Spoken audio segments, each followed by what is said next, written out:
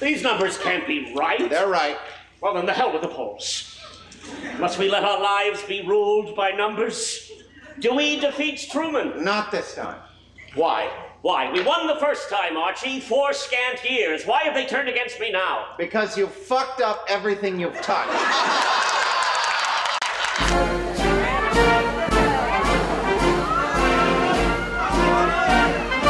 I'm just vibrating with expectation, waiting for David Mamet to pour words out in my direction so I can enjoy them and love them. I know, I'm so excited to get inside and see what he's got going on this time. I mean, I'm such a huge David Mamet fan, so I'm very lucky to be here tonight. Live over Nathan Lane, never. Listen, I've been watching some of those candidates. I'd say yay, go Nathan. I'm saying put him in the running. Definitely, I'd vote for Nathan Lane. Yeah, he can convince anybody of anything. You know, I think it's a good thing. I was divided between Barack and Hillary, a little bit of Edwards, but now that Nathan's in the game, I know I have to vote, because I know I'll be laughing a lot more. You know, the State of the Union would be fun if Nathan Lane were president. State of the Union has never been fun. Vote Lane, 08. He couldn't do worse than what we got now. Nathan would be a great president. Nathan would be an interesting president, that's for sure.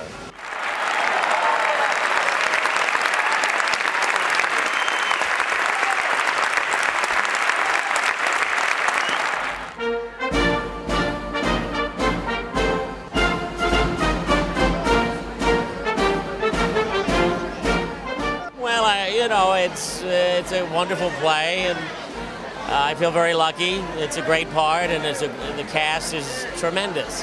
And Joe and I this is our 5th or 6th show together.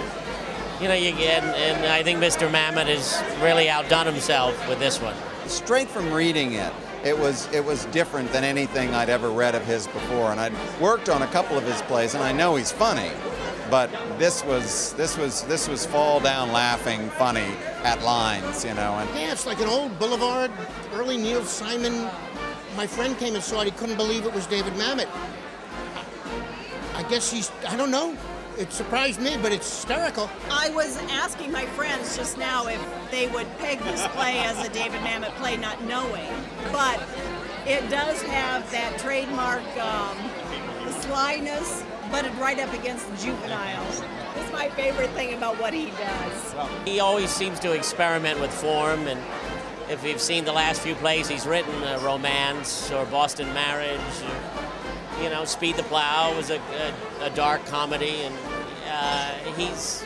I think he likes experimenting with form, and this was his sort of absurdist political satire. David's quirky. One would not think so, but he is. And it's out of the realm, but it does make a political statement. There's something to be said for what he's saying here if you read between the lines. I mean, there are some similarities to the current president, but essentially it's about how the system corrupts and how they're all criminals. And he's the biggest criminal of all. I've known Nathan a long time. We worked together back in '86 on a Simon Gray play called The Common Pursuit. And we talked to each other on the phone and said, you're going to do this? Are you going to do it? Okay, if you do it, I'll do it. It's that kind of thing. How about that? Nathan Lane is magnificent. What a strong, talented, skilled actor. And Laurie and Dylan and Ethan, it's just incredible what they do. I feel extremely fortunate to be a part of this. Well, the White House gets run in different ways by the men who inhabit it. And Nathan Lane inhabits the White House like nobody has ever inhabited it before, I think. And it's like a gunshot, it just goes off and it doesn't stop. He's a very funny guy in person, though. He's starting to do cartoons, like he's a cartoonist, I guess.